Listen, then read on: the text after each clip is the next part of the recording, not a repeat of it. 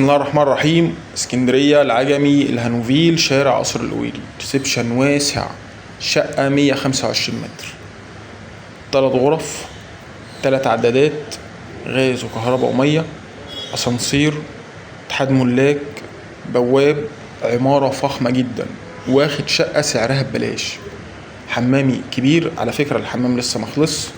تعالى كده، ده مكان للغسالة الاوتوماتيك، يعني عندك شقة كاملة متكاملة شايلة كل عفشك.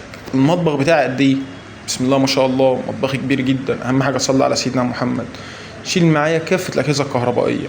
شقة في الكامل جبسون بورد، 3 غرف، 3 غرف كبار جدا، كل غرفة فيهم تشيل غرفة نوم كاملة. شقة هاوية مشمسة.